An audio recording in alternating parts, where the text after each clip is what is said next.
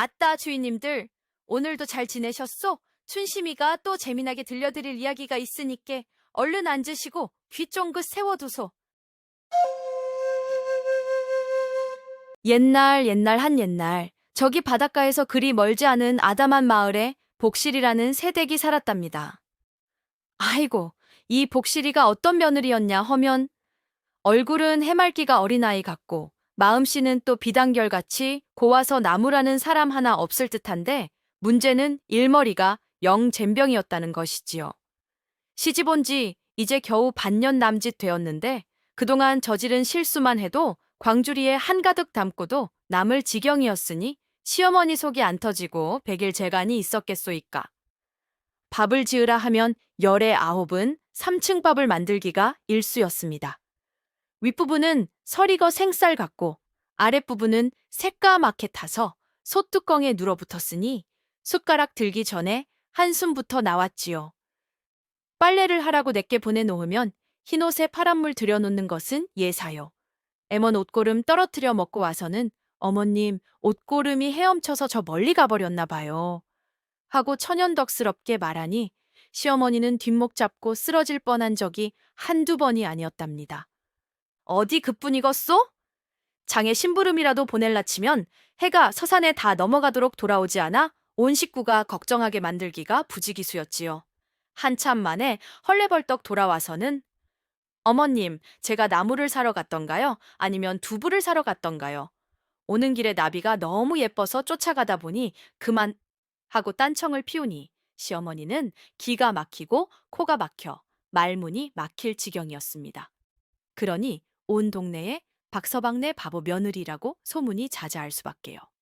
마을 아이들은 복실이를 보면 손가락질하며 얼레리꼴레리 바보 며느리 나가신다 길을 비켜라 하고 놀려댔고 아낙네들은 빨래터에 모였다 하면 쯧쯧 저 집 시어머니 전생에 무슨 큰 죄를 지었기에 저런 며느리를 봤을꼬. 아무리 착하면 뭐하나 밥값도 못하는 것을 하며 혀를 끌끌 찼습니다. 남편 이서방은 또 어떻고요? 마음은 참으로 순하고 착한 사람이었지만 워낙 기가 약하고 우유부단해서 어머니 성화와 아내의 딱한 처지 사이에서 그저 에휴, 복시라. 조심 좀 하지 그랬어. 하고 한숨만 쉴 뿐 아내 편 한 번 제대로 들어주지 못했답니다. 그러니 복실이는 시집 온 지 얼마 되지도 않아 집안에서는 구박덩어리요. 동네에서는 놀림감 신세가 되어 늘 주눅이 들어 지냈지요. 아이고, 복실이 팔자야. 저리 순하고 착한 아이가 어쩌다 바보 소리까지 듣게 되었을꼬. 복실이 시어머니 박씨 부인으로 말할 것 같으면 이 마을에서 둘째가라면 서러울 정도로 깐깐하고 입이 걸기로 소문난 분이었답니다.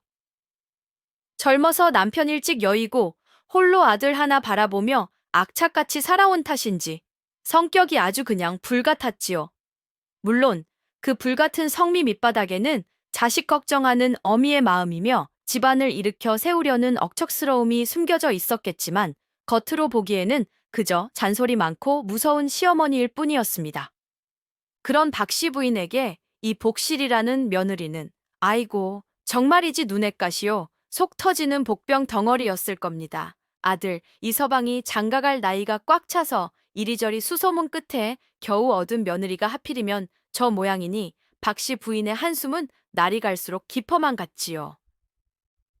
아이고 내 팔자야. 내가 전생에 나라를 팔아먹었나. 아니면 칠거지약이라도 골고루 저질렀기에 저런 것도 며느리라고 들여앉혔을꼬. 박씨 부인의 하루는 복실이에 대한 한탄으로 시작해서 복실이를 향한 불호령으로 끝났다고 해도 과언이 아니었습니다. 복실이가 아침 일찍 일어나 문 안이라도 들일라 치면 박씨 부인은 눈을 희번덕이며 쏘아붙였습니다. 흥, 해가 중천에 떴는데 이제야 기어나오는 개냐? 집안일은 태산처럼 쌓여 있는데 내년은 아랫목에 등짝이나 지지며 잠만 자는구나. 밥값도 못하는 것을. 복실이가 아무리 아닙니다, 어머님. 동트기 전에 일어나 마당 쓸고 물 길어 왔습니다. 하고 항변해도 소용없었지요. 밥상이라도 차려오면 그날은 또 전쟁이었습니다. 국이 짜면 내년은 미각도 없느냐? 이 소금국을 사람이 먹으라고 내온 게냐? 국이 싱거우면 맹물에 팔만 동동 띄워놓고 국이라고 내왔느냐. 내년은 정성이라는 것이 눈꽃만큼도 없구나.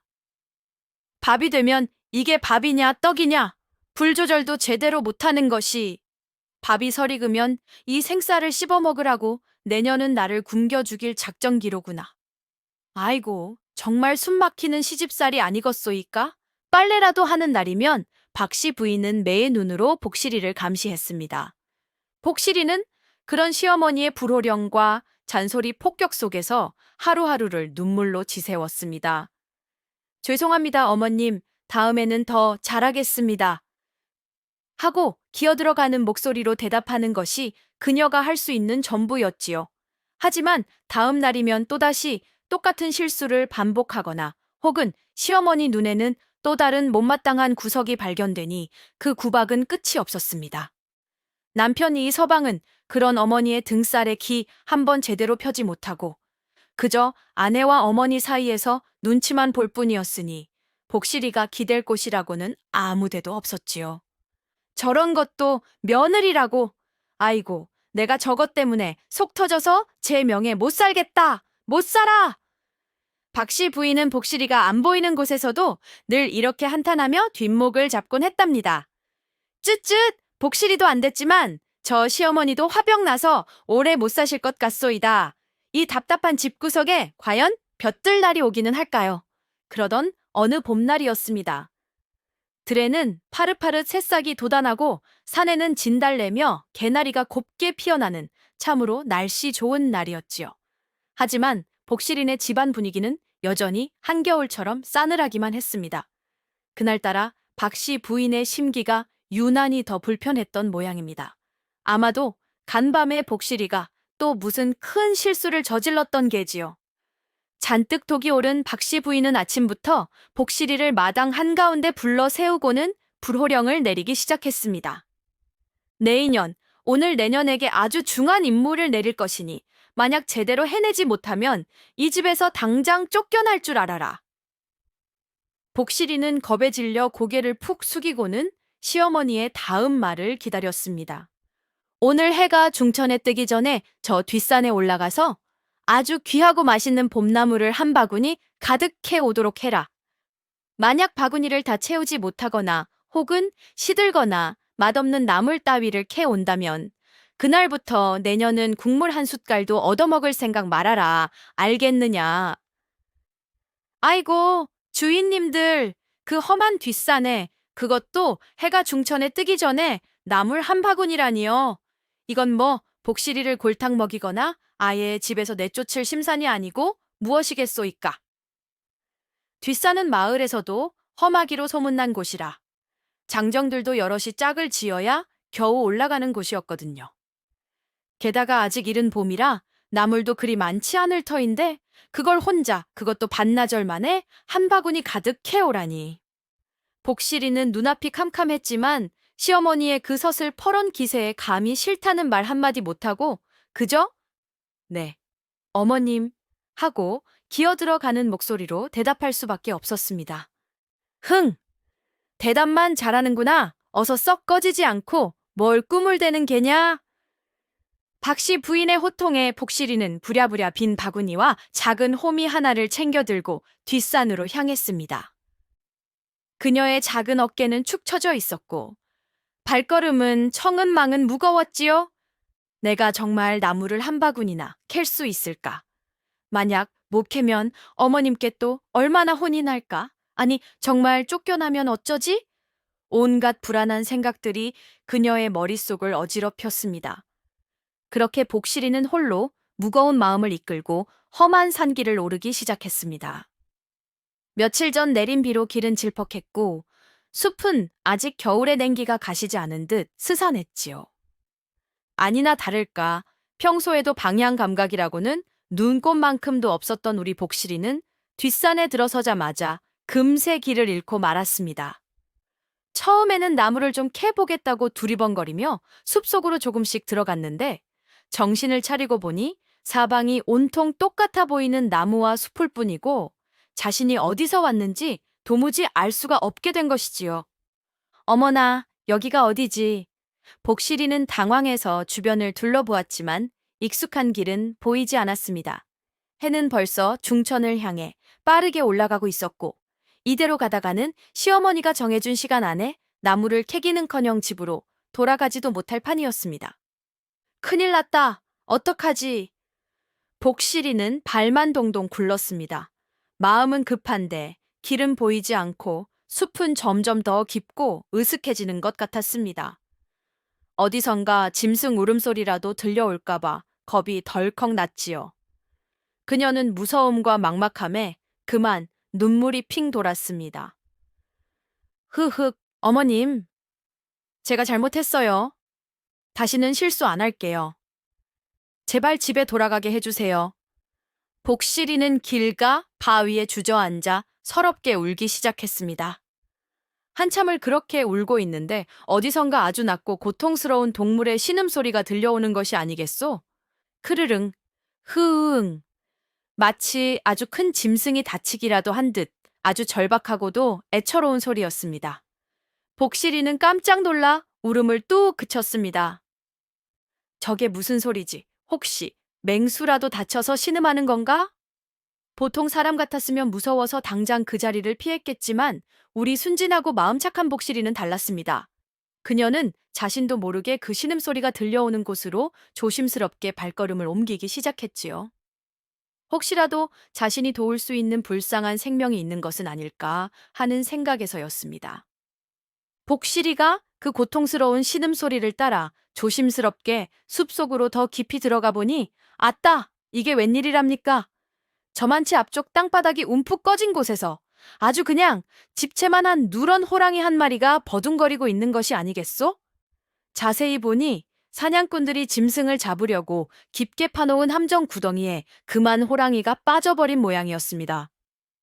그 호랑이가 어찌나 크고 위험 있던지 복실이는 순간 숨이 멎는 줄 알았답니다. 등에는 검은 줄무늬가 선명했고 네 다리는 통나무처럼 굵었으며 이빨은 또 어찌나 날카로운지 한 번 물리면 그냥 끝장날 것 같았지요. 호랑이는 함정에서 빠져나오려고 앞발로 흙벽을 긁어대고 껑충 뛰어보기도 했지만 구덩이가 너무 깊고 미끄러워서 번번이 실패하고 지쳐 헐떡이고 있었습니다. 그리고 한쪽 다리에서는 피까지 흘러내리고 있었으니 아마 함정에 빠지면서 다치기라도 한 모양입니다. 아이고, 호랑이다. 복실이는 너무 놀라 저도 모르게 외마디 비명을 질렀습니다. 보통 사람 같았으면 그 자리에서 기절하거나 혼비백산하여 뒤도 안 돌아보고 도망쳤을 테지요. 호랑이가 어떤 맹수인데 저리 가까이서 마주쳤으니 오금이 저리는 것이 당연하지 않겠소이까? 하지만 우리 순진하고 마음 여린 복실이는 그 무서운 호랑이를 보고도 도망칠 생각보다는 아이고, 저 호랑이님 많이 아프시겠다. 얼마나 답답하고 무서울까 하는 측은한 마음이 먼저 들었던 모양입니다. 호랑이의 그 커다란 눈망울에는 고통과 함께 살려달라는 듯한 아주 간절하고도 슬픈 빛이 어려 있었거든요. 복실이는 그 눈빛을 보자 자신도 모르게 가슴 한구석이 찡해지는 것을 느꼈습니다. 비록 말 못하는 짐승이었지만 그 눈빛만큼은 너무나 애처로워 외면할 수가 없었던 것이지요. 아이고, 저런 상황에서 불쌍하다는 생각이 먼저 들다니 우리 복실이 정말 보통 심성을 가진 처자가 아니구먼요. 복실이는 잠시 동안 어찌할 바를 몰라 발만 동동 굴렀습니다. 눈앞에는 함정에 빠져 고통스러워하는 거대한 호랑이가 있고 자신은 힘없는 계집아이일 뿐이니 말입니다. 내가 뭘 할 수 있을까? 그냥 못 본 척 도망가야 하나? 하지만 저대로 두면 호랑이님은 죽을지도 몰라. 그때 복실이의 머릿속에 아주 단순하지만 용감한 생각이 떠올랐습니다. 그래! 내가 꺼내주면 되잖아. 그녀는 자신이 지금 무슨 생각을 하는지도 모르는 것처럼 불쑥 호랑이를 향해 말을 건넸습니다. 호랑이님, 많이 아프시지요? 어쩌다가 이런 깊은 구덩이에 빠지셨어요? 복실이의 목소리는 떨렸지만 그 안에는 진심 어린 걱정이 담겨 있었습니다. 함정에 빠진 호랑이는 갑자기 들려오는 사람 목소리에 깜짝 놀라 고개를 들었습니다. 그리고는 경계하는 눈빛으로 복실이를 쏘아보았지요. 저 작은 인간 계집이 나를 해치려는 건가 하는 듯이 말입니다. 하지만 복실이는 호랑이의 그 무서운 눈빛에도 아랑곳하지 않고 다시 한번 용기를 내어 말했습니다. 호랑이님, 너무 걱정 마세요. 제가 꺼내드릴게요. 조금만 기다리세요. 아이고, 주인님들, 이게 말이나 되는 소리요? 바보 며느리라고 놀림받던 복실이가 글쎄 무시무시한 호랑이를 구해준다고 나서다니. 보통 배짱이 아니고서는 어림도 없는 일 아니겠소? 복실이는 말만 한 것이 아니었습니다. 그녀는 당장 주변을 두리번거리며 호랑이를 구할 만한 것을 찾기 시작했지요. 마침 근처에 튼튼해 보이는 칡넝쿨들이 길게 늘어져 있는 것을 발견했습니다. 옳거니, 저거면 되겠다. 복실이는 작은 호미로 칡넝쿨을 끊고 그것들을 여러 겹으로 꼬아 아주 굵고 튼튼한 밧줄을 만들기 시작했습니다. 손이 까지고 피가 나는 것도 잊은 채 오직 호랑이를 구해야 한다는 생각뿐이었지요. 함정 속의 호랑이는 복실이가 하는 행동을 가만히 지켜보고 있었습니다. 처음에는 경계하던 눈빛이 조금씩 누그러지는 듯 했지요. 어쩌면 저 작은 인간 계집이 정말로 자신을 도와주려는 것일지도 모른다고 생각했던 모양입니다. 복실이가 낑낑거리며 한참 동안 칡넝쿨을 엮어 만든 밧줄은 제법 굵고 튼튼해 보였습니다.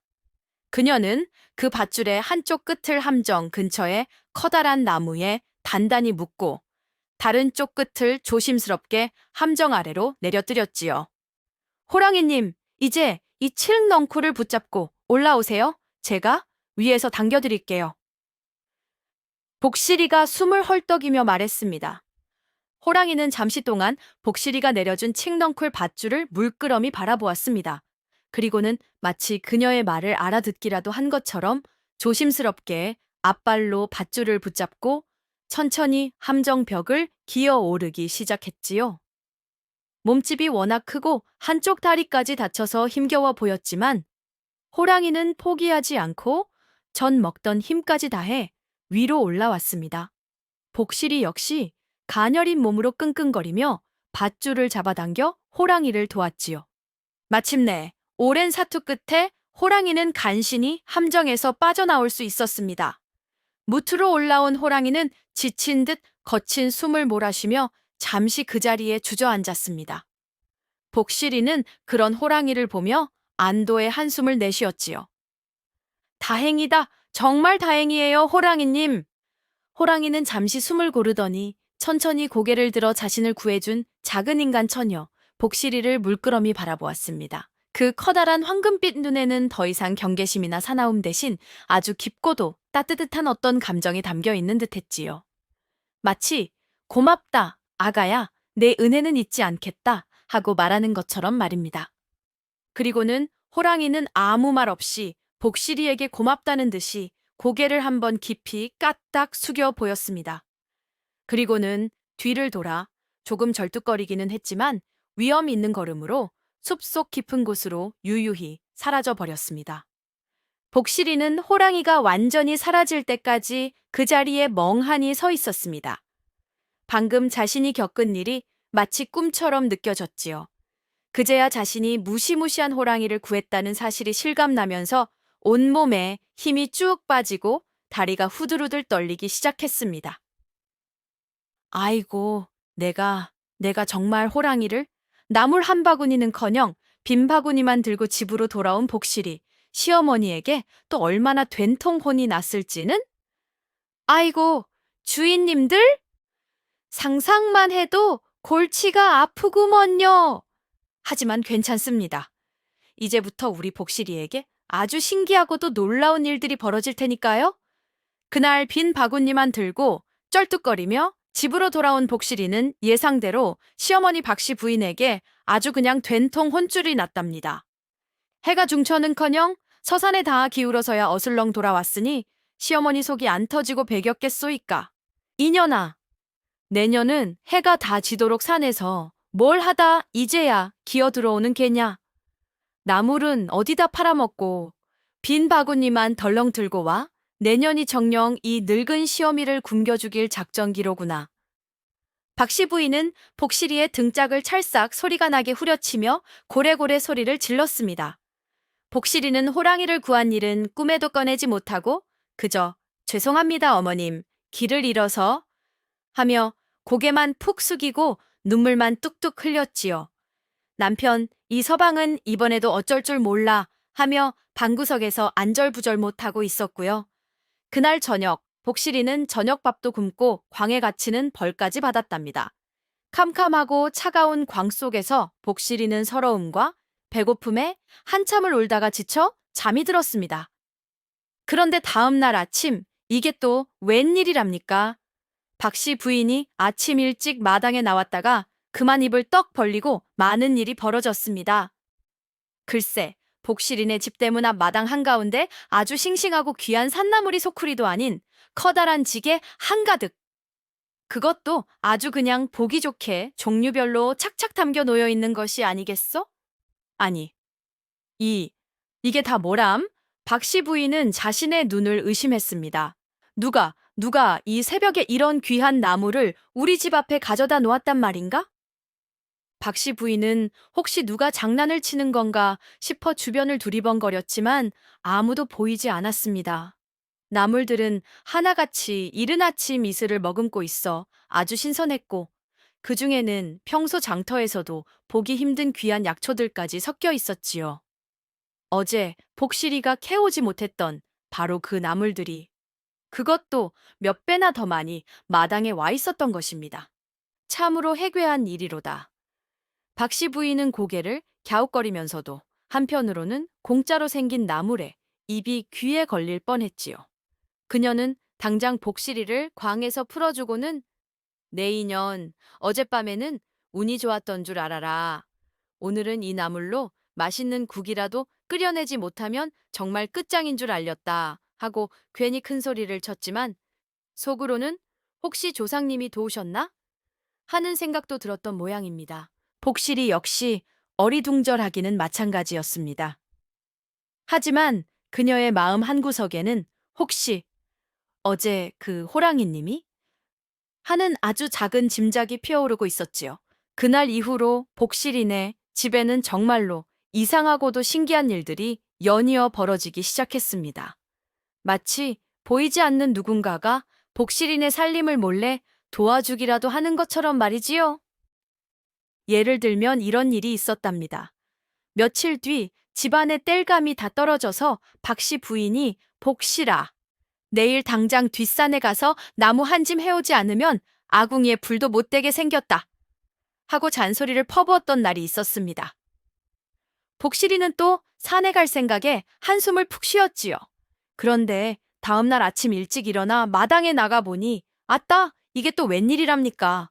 오두막집 뒤편 장작 쌓아두는 곳에 아주 잘 마른 장작들이 마치 누가 일부러 쌓아놓은 것처럼 산더미처럼 놓여 있는 것이 아니겠소?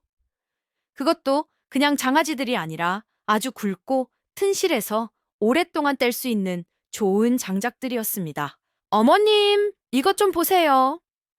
복실이가 놀라 소리치자 박씨 부인도 달려나와 보고는 입을 다물지 못했습니다. 아니, 이 장작들은 또 어디서 났단 말이냐? 혹시 이 서방이 밤중에 몰래 해온 게냐? 하지만 이 서방은 간밤에 술에 취해 일찌감치 골아 떨어졌으니 그럴 리가 만무했지요. 또 며칠 뒤에는 쌀독에 쌀이 거의 바닥을 보여 박씨 부인이 이제 정말 굶어 죽게 생겼다. 복실이 전혀는 밥만 축내고 도움이 안 되는구나 하며 복실이를 들들 볶았던 날이 있었습니다. 복실이는 속상한 마음에 밤새 뒤척였지요. 그런데 다음 날 아침 부엌 문을 열어보니 아이고 세상에, 부엌 문 바로 앞에 아주 토실토실하게 살이 오른 큼직한 꿩 한 마리와 팔뚝만 한 토끼 두 마리가 마치 누가 사냥해서 가져다 놓은 것처럼 얌전히 놓여 있는 것이었습니다. 털끝 하나 다치지 않고 아주 깨끗하게 손질된 모습으로 말이지요.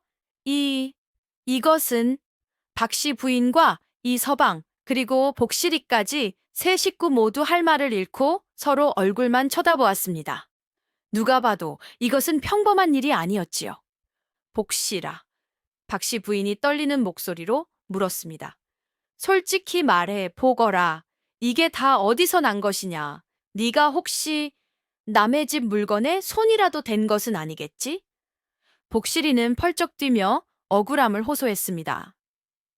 아닙니다, 여모님. 저는 결단코 그런 짓을 하지 않았습니다. 저도 이게 다 어디서 생기는 건지 정말 모르겠습니다.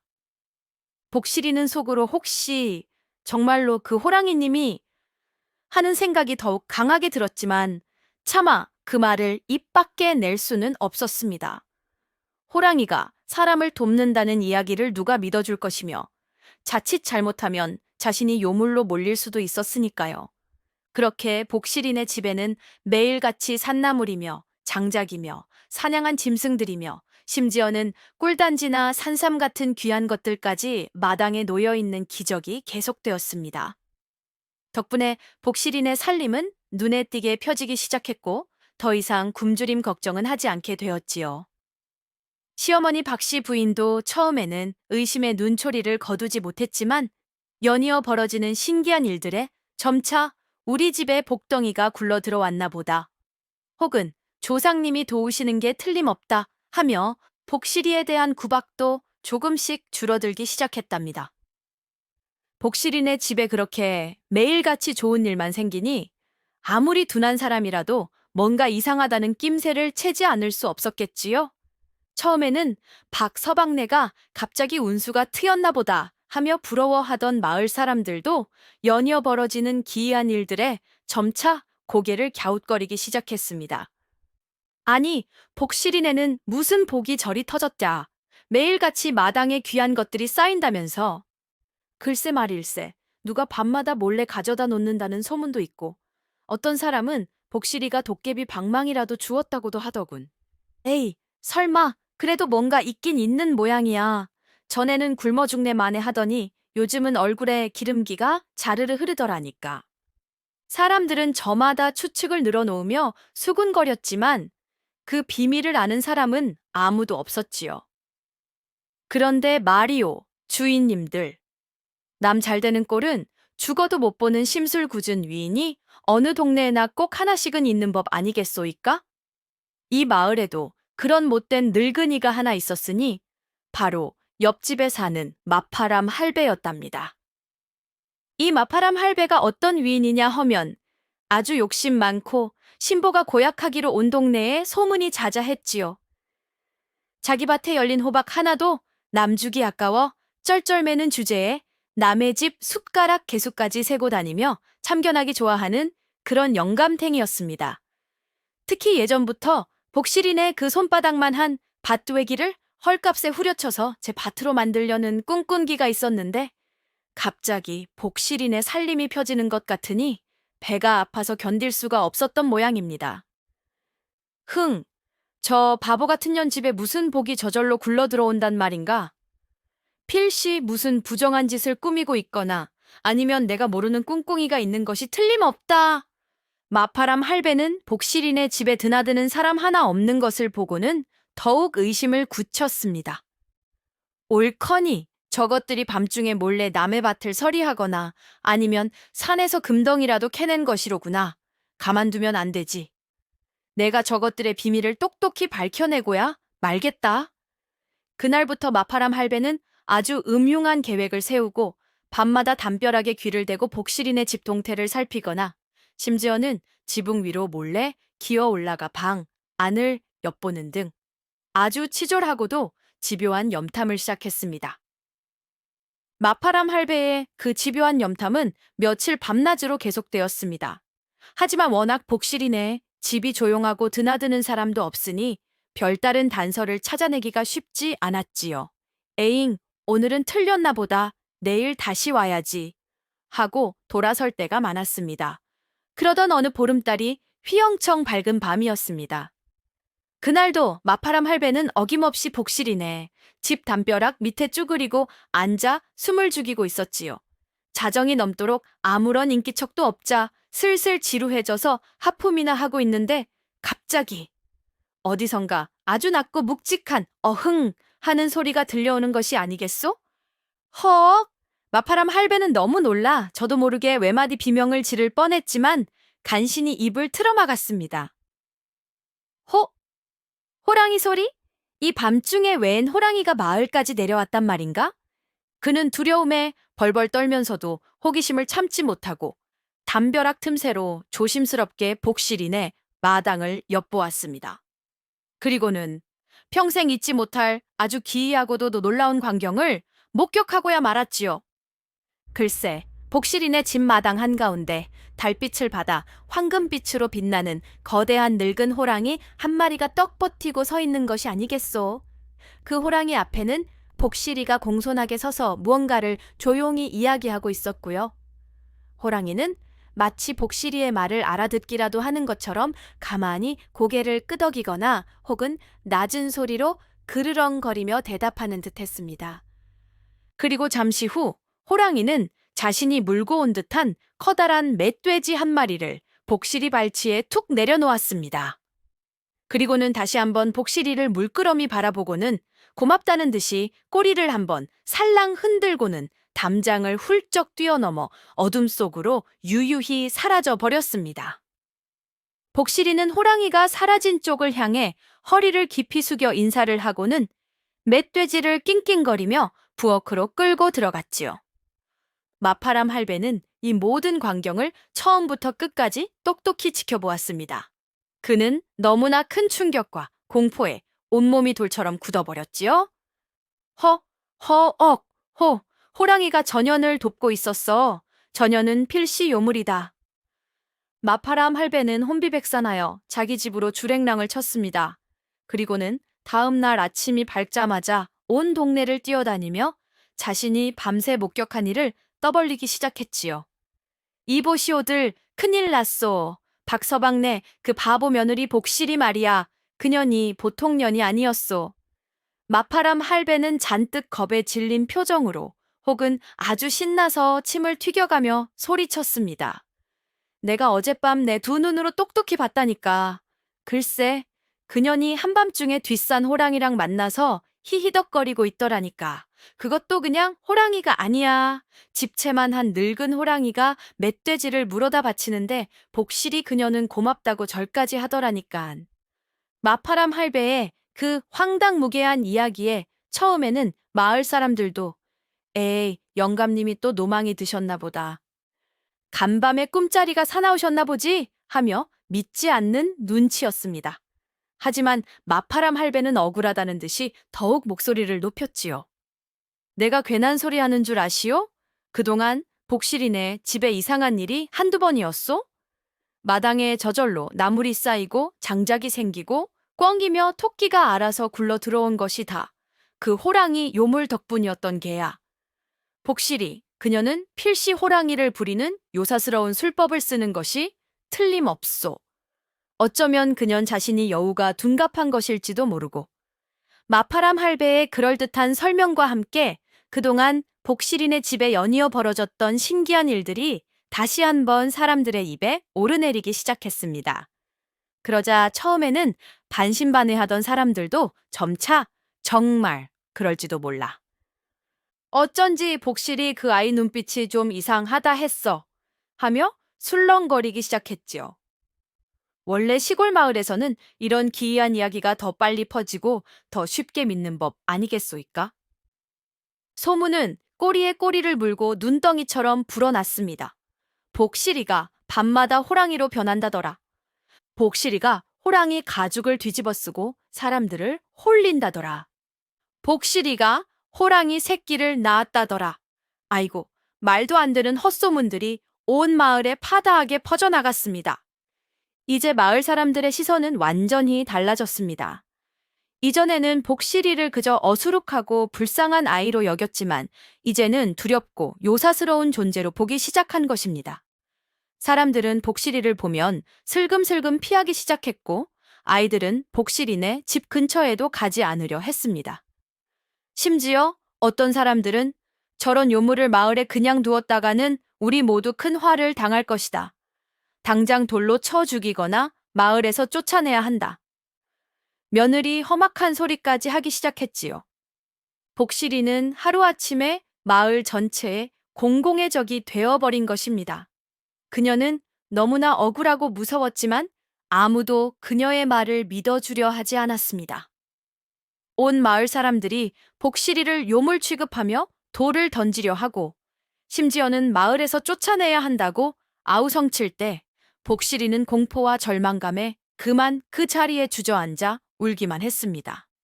남편 이서방 역시 겁에 질려 어쩔 줄 몰라 하며 아내 곁에서 발만 동동 구르고 있었지요. 바로 그때였습니다. 그동안 복실이를 구박하고 못마땅하게만 여기던 시어머니 박씨, 부인이 갑자기 앞으로 나서는 것이 아니겠소? 그녀는 성난 마을 사람들 앞을 가로막고 서서 아주 단호하고도 우렁찬 목소리로 외쳤습니다. 모두 조용히 하시오. 박씨 부인의 그 서슬퍼런 기세에 잠시 동안 마을 사람들도 술렁임을 멈추고 그녀를 쳐다보았습니다. 여러분은 지금 제정신이요? 아무리 그래도 그렇지. 어찌 증거도 없이 한 사람을 이리 요물로 몰아죽이려 한단 말이오? 박씨 부인의 목소리는 떨렸지만 그 안에는 강한 분노가 담겨 있었습니다. 마을 사람들 몇몇이 반발했습니다. 박씨 부인, 당신 며느리가 호랑이랑 내통하는 것을 마파람 영감이 똑똑히 봤다는데 무슨 소리요? 저런 요망한 것을 두었다가는 우리 마을 전체가 위험해질 것이요. 그러자 박씨 부인이 더욱 큰 소리로 외쳤습니다. 시끄럽다. 내 며느리는 결코 요물이 아니다. 그래, 복실이가 좀 어수룩하고 일머리가 없을지는 몰라도 그 마음씨만큼은 이 세상 누구보다 곱고 착한 아이란 말이다. 박씨 부인은 그동안 복실이가 보여주었던 순수한 마음과 착한 행동들, 그리고 집안에 연이어 생겼던 좋은 일들을 떠올렸습니다. 처음에는 의심했지만 가만히 생각해보니 그 모든 것이 복실이의 그 착한 심성 덕분에 하늘이 혹은 산신령님이 내린 복일지도 모른다는 생각이 들었던 것입니다. 그리고 무엇보다 지금 이 순간 공포에 질려 떨고 있는 며느리의 모습이 너무나 안쓰럽고 가여웠지요. 복실이는 바보가 아니다. 오히려 너희들보다 더 지혜롭고 용감할지도 모른다. 너희는 그저 겉모습만 보고 함부로 떠들어대는 것이 아니냐. 내 며느리에게 손가락 하나라도 까딱하는 놈이 있다면 이 늙은이가 가만두지 않을 것이다. 아이고, 세상에, 주인님들, 호랑이 시어머니로만 알았던 박씨, 부인이 이렇게 며느리 편을 들고 나설 줄이야. 누가 알았겠소이까. 그녀의 그 단호하고도 진심 어린 외침에 마을 사람들도 잠시 할 말을 잃고 주춤했습니다. 그리고 복실이는 시어머니의 그 뜻밖의 모습에 너무나 큰 감동과 함께 새로운 용기를 얻게 되었지요. 시어머니 박씨 부인의 용감한 외침 덕분에 복실이는 당장의 위기는 모면했지만 마을 사람들의 의심과 공포는 쉽게 가라앉지 않았습니다. 복실이와 호랑이에 대한 흉흉한 소문은 여전히 마을을 뒤덮고 있었지요. 그런데 바로 그때였습니다. 마을 앞바다 쪽에서 요란한 징소리와 함께 시커먼 연기가 피어오르기 시작하는 것이 아니겠소. 그리고는 곧 왜구가 쳐들어왔다 하는 다급한 외침소리가 들려왔습니다. 아이고, 이게 웬 날벼락이랍니까? 그동안 소문으로만 듣던 흉악한 왜구 놈들이 정말로 이 작은 마을까지 쳐들어온 것입니다. 왜구들은 이미 인근 해안가 마을들을 닥치는 대로 약탈하고 불태우며 북상하고 있었는데 마침내 이 마을까지 그 마술을 뻗친 것이지요. 마을은 순식간에 아수라장으로 변했습니다. 왜구다! 왜구가 나타났다. 모두 도망쳐라. 아이고, 이제 다 죽었다. 사람들은 공포에 질려 비명을 지르며 이리저리 흩어져 도망치기 시작했습니다. 남자들은 집에 있는 농기구나 몽둥이라도 들고 나서보려 했지만 칼을 휘두르며 달려드는 수십 명의 흉악한 왜구들을 당해낼 재간이 없었지요. 왜구들은 닥치는 대로 집을 부수고 곡식을 빼앗았으며 저항하는 사람들은 가차없이 칼로 베어버렸습니다.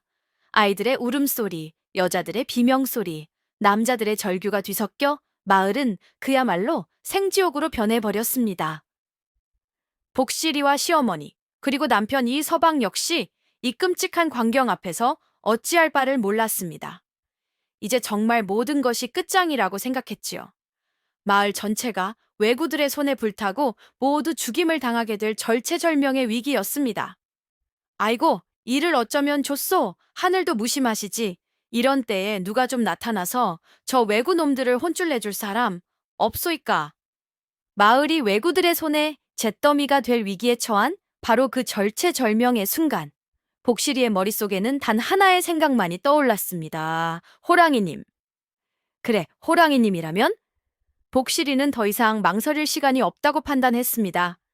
그녀는 시어머니와 남편에게 제가 어떻게든 해보겠습니다. 부디 몸을 숨기고 계십시오. 하고 외치고는 미친 사람처럼 뒷산으로 달려가기 시작했습니다. 왜구들이 칼을 휘두르며 고함을 치는 것도, 불타는 집에서 피어오르는 검은 연기도 그녀의 눈에는 들어오지 않았습니다. 오직 호랑이를 만나야 한다는 생각뿐이었지요. 복실이는 예전에 호랑이를 만났던 그 함정 근처로 달려가 목이 터져라 호랑이를 불렀습니다. 호랑이님, 호랑이님, 제발 나타나 주세요. 저희 마을이 다 죽게 생겼습니다. 부디 저희를 도와주십시오. 그녀의 목소리는 눈물과 절박함으로 뒤범벅되어 있었습니다. 그녀의 간절한 외침이 하늘에 닿았던 걸까요? 아니면 그 신령한 호랑이가 이미 마을의 위급한 상황을 감지하고 있었던 걸까요? 복실이가 애타게 호랑이를 부르짖던 바로 그때, 저쪽 숲속 깊은 곳에서 땅이 울리는 듯한 아주 낮고도 우렁찬 포효 소리가 들려왔습니다. 어흥. 그리고는 산천초목이 흔들릴 듯한 위세와 함께 집채만한 거대한 늙은 호랑이가 번개처럼 숲속에서 뛰쳐나와 왜구들이 날뛰고 있는 마을 한복판으로 달려드는 것이 아니겠소? 왜구들은 갑자기 나타난 거대한 조선 호랑이의 그 무시무시한 위용에 그만 혼비백산하여 얼어붙고 말았습니다. 그들은 평생 저렇게 크고 사나운 호랑이는 본 적이 없었거든요. 호랑이는 시뻘건 불덩이 같은 두 눈으로 왜구들을 쏘아보며 다시 한번 하늘이 떠나갈 듯한 포효를 내질렀습니다. 크앙! 그 소리에 왜구들은 물론이고 마을 사람들까지 모두 공포에 질려 숨을 죽였습니다. 어떤 왜구는 너무 놀라 그 자리에 오줌까지 지릴 정도였다고 하네요. 아이고, 쌤통이다. 저런 놈들은 호랑이 밥이 되어도 싸지요. 신령한 호랑이가 나타나 왜구들을 공포에 떨게 만드는 그 짧은 순간, 우리의 복실이가 또 번뜩이는 기지를 발휘했습니다. 그녀는 이 기회를 놓치지 않고 마을 사람들을 향해 큰 소리로 외쳤지요. 여러분, 정신 차리세요. 저 호랑이는 우리 편입니다. 산신령님께서 우리를 돕기 위해 보내주신 호랑이십니다. 그리고는 재빨리 주변에 있던 아낙네들과 젊은이들을 모아 속삭였습니다. 지금부터 제가 시키는 대로 하세요. 저 왜구놈들을 아주 혼쭐을 내주어야 합니다.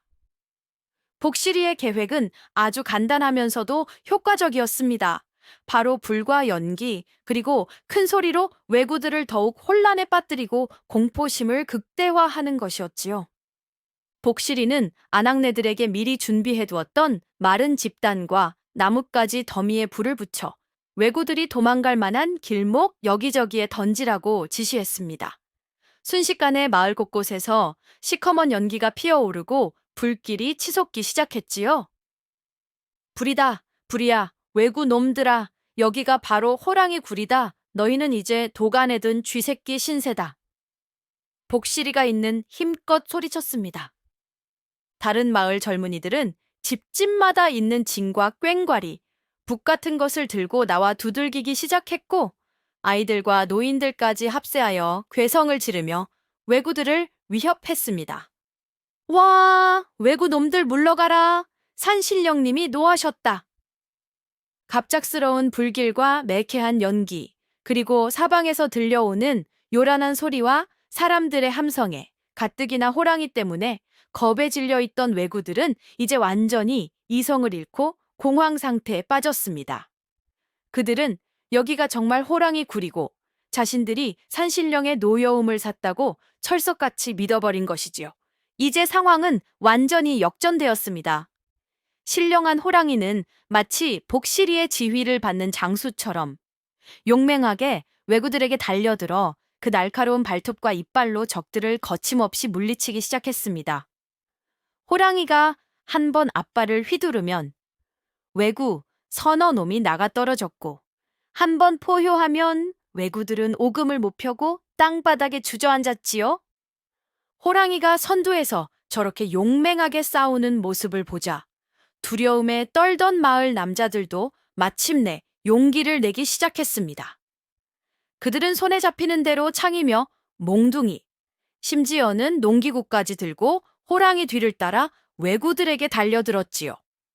이놈, 왜구들아, 우리 마을을 얕보지 마라. 그들의 함성 소리는 하늘을 찔렀습니다. 여자들과 아이들 역시 가만히 있지 않았습니다. 그들은 높은 곳에 올라가 돌멩이를 던지거나 뜨거운 물을 끼얹거나 혹은 있는 힘껏 소리를 질러 왜구들의 혼을 쏙 빼놓았습니다. 그야말로 온 마을 사람들이 하나가 되어 호랑이와 함께 왜구들과 처절한 싸움을 벌인 것입니다. 복실이는 이 모든 광경을 지켜보며 때로는 호랑이에게 신호를 보내는 듯한 몸짓을 하기도 하고 때로는 마을 사람들을 독려하며 전투를 지휘하기도 했습니다. 그녀의 그 용감하고 침착한 모습은 겁에 질렸던 마을 사람들에게 큰 용기를 주었지요. 왜구들은 이제 완전히 전의를 상실했습니다. 사방에서 덮쳐오는 호랑이와 성난 마을 사람들의 공격에 속수무책으로 당할 수밖에 없었지요. 어떤 놈은 호랑이에게 물려 팔다리가 부러지고 어떤 놈은 마을 사람들의 몽둥이에 맞아 머리가 깨졌으며 어떤 놈은 불길을 피하려다 우물에 빠지기도 했답니다. 아이고 쌤통이다. 쌤통이야. 얼마나 시간이 흘렀을까요? 그토록 흉악하고 기세등등했던 왜구들도 신출귀몰한 호랑이의 맹렬한 공격과 죽기를 각오하고 달려드는 마을 사람들의 결사적인 저항 앞에 결국 무릎을 꿇고 말았습니다. 왜구 두목은 이미 호랑이에게 큰 부상을 입고 전의를 상실한 채 남은 부하 몇 놈을 이끌고 꽁무니를 빼며 도망치기 바빴지요. 후퇴하라, 후퇴, 여긴 사람이 살 곳이 못 된다. 괴물 호랑이다. 그들은 다시는 이 마을에 얼씬도 하지 않겠다고 맹세하며 타고 왔던 배를 향해 비명을 지르며 달아났다고 합니다. 마침내 마지막 왜구 한 놈까지 마을에서 쫓겨나자 마을에는 잠시 동안 정적이 흘렀습니다. 그리고 곧이어 와 하늘을 찌를 듯한 승리의 함성이 터져 나왔습니다. 우리가 이겼다. 왜구를 물리쳤다. 만세, 만세. 우리 마을은 안전하다. 마을 사람들은 서로 부둥켜 안고 기쁨의 눈물을 흘렸습니다. 아이들은 깡총깡총 뛰며 환호했고 어른들은 감격에 겨워 말을 잇지 못했지요. 자신들의 힘으로 그리고 신령한 호랑이의 도움으로 끔찍한 재앙을 이겨냈다는 사실에 모두가 벅찬 감동을 느꼈습니다. 그리고 이 모든 기적의 중심에는 바로 복실이가 있었습니다. 사람들은 이제 그녀를 더 이상 바보 며느리라고 부르지 않았습니다. 그녀는 마을을 구한 영웅기자, 하늘이 내린 복덩이였으니까요. 왜구들이 완전히 물러가고 마을에 평화가 찾아오자 사람들은 너나 할 것 없이 복실이에게 달려와 그녀를 칭송하며 떠받들기 시작했습니다. 복실이 아씨, 정말 고맙습니다. 아씨가 아니었더라면 우리 마을은 다 불바다가 되었을 것입니다. 아씨께서 신령한 호랑이를 불러와 우리를 구해주셨습니다. 아씨야말로 우리 마을의 수호신이십니다. 이제 보니 복실이 아씨는 바보가 아니라 하늘이 내린 지혜와 용기를 가진 여장부셨구먼요. 마을 사람들은 진심으로 복실이에게 감사하며 그녀를 영웅으로 추대했습니다. 예전에 그녀를 바보 며느리라고 놀리고 구박했던 사람들은 모두 부끄러움에 고개를 숙이고 용서를 빌었지요. 특히 시어머니 박씨 부인과 남편 이서방의 변화는 놀라웠습니다. 박씨 부인은 그동안 며느리를 구박했던 자신의 어리석음을 깊이 뉘우치며 복실이의 손을 잡고 눈물을 흘렸습니다. 아가야, 복실아, 이 못난 시어미를 용서해다오. 내가 너를 몰라보고 그동안 얼마나 모질게 굴었는지 네가 정녕 우리 집안의 복덩이요. 이 마을의 은인이로구나. 남편 이 서방 역시 아내의 그 용감하고 지혜로운 모습에 깊은 감명을 받고 이제부터는 자신이 아내를 든든하게 지켜주고 아껴주리라 굳게 다짐했답니다. 그는 더 이상 약한 남편이 아니었지요. 그렇게 복실이는 하루아침에 온 동네 구박덩어리, 바보 며느리에서 마을 전체를 구한 영웅 호랑이를 부리는 복덩이 아씨로 거듭나게 된 것입니다. 그녀의 이름은 용감한 호랑이와 함께 길이길이 칭송받게 되었지요. 왜구를 물리친 후 그 작은 산골 마을에는 오랫동안 평화와 풍년이 이어졌다고 합니다.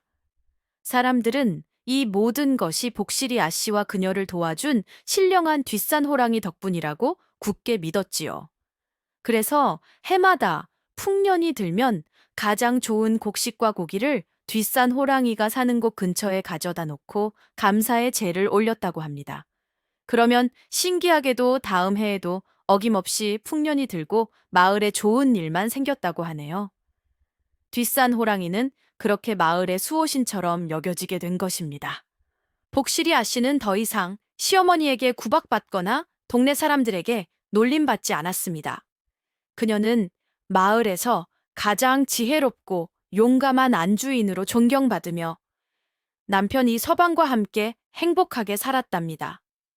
시어머니 박씨 부인도 이제는 며느리를 친딸처럼 아끼고 사랑했으며 집안에는 늘 웃음소리가 끊이지 않았다고 하네요.